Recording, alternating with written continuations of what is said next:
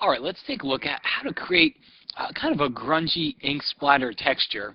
And what we're going to do is use some brushes from inside of Illustrator, but pull them into Photoshop. So it's one of those things. It'd be cool. Illustrator's got some really cool brush sets in it.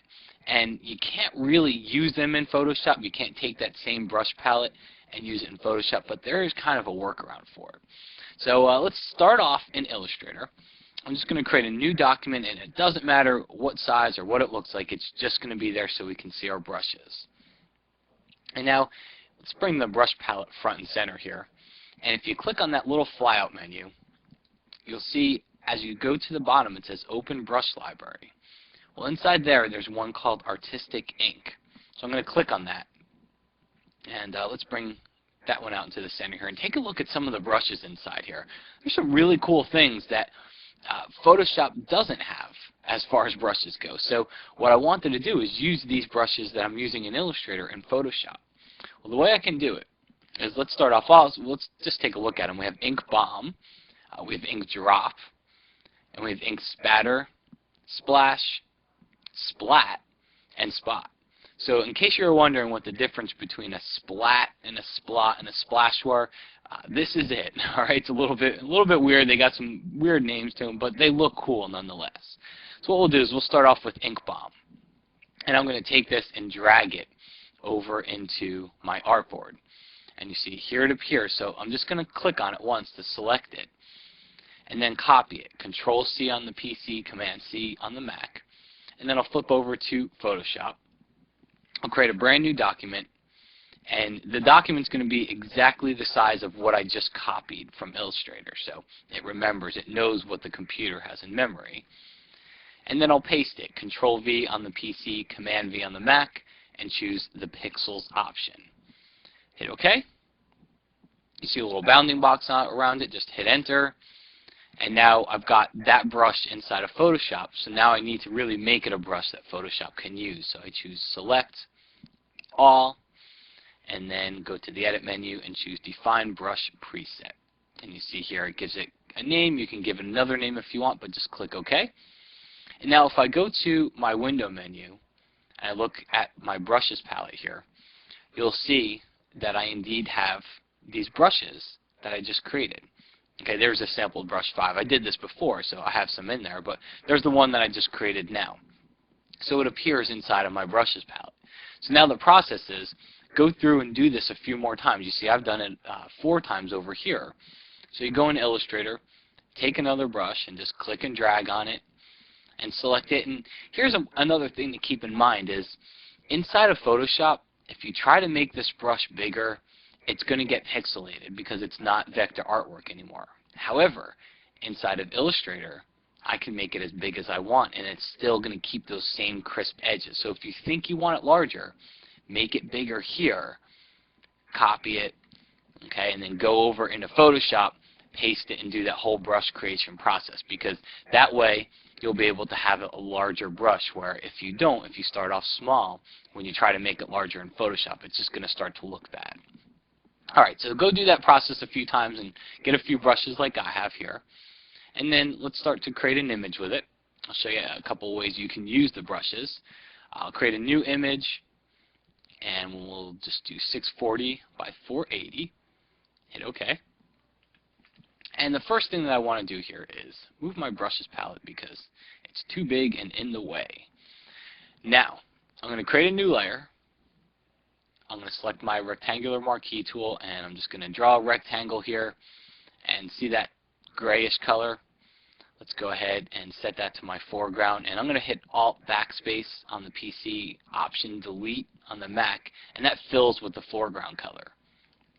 So now I've got a little rectangle. Now let's start to, we'll go ahead and we'll put some text on it. Grunge I'll type in. And let me change the color to white so you can see it. There we go. I'll also go into Free Transform. That's Control T, Command T on the Mac, and make it larger. So now I've got some text, and now let's start to add some of those ink splatters and splats and spots and drops to it.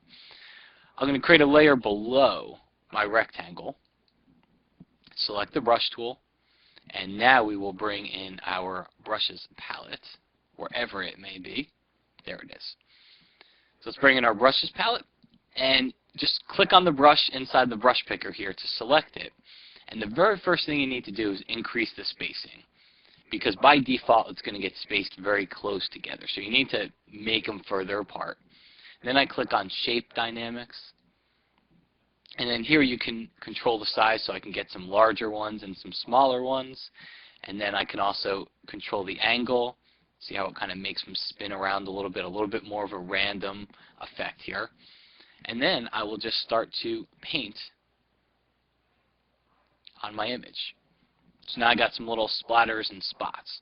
So we'll do the same thing. Let's pick on a different brush, increase that spacing, add my shape dynamics to it. You can even add scattering, and scattering just starts to do just that. It scatters. It kind of makes them off the center line a little bit.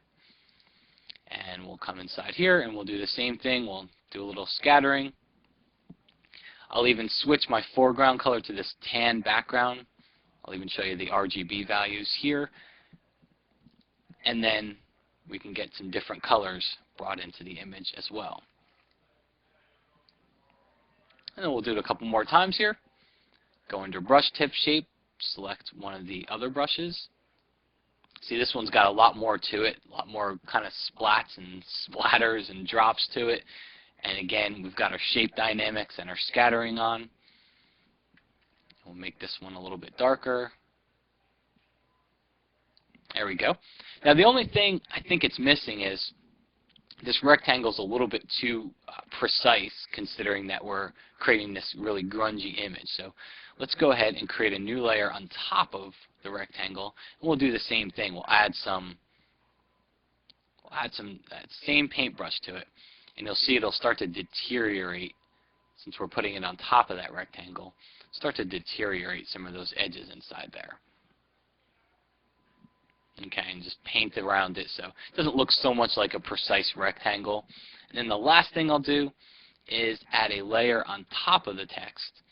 And I'll probably come in here and just do the same thing, just a couple of quick brush swipes here, just to grunge up that type a little bit so you can kind of see through it into the background. It doesn't make it look like it's so perfect on top there. So what you've got here is a very cool way to utilize some of the brushes that you have inside of Illustrator. And as I showed you before, you just click and drag on the brush onto the artboard here and select it, and then you can copy and paste it into Photoshop. And it doesn't just work for the brushes that you see here. If you go to your brush picker, you'll see that there is about 20 different brush sets inside of Illustrator, and a lot of them have some very cool shapes and some very cool patterns to them. So if you're looking for a brush in Photoshop, you don't find it, chances are you might find something really cool inside of Illustrator.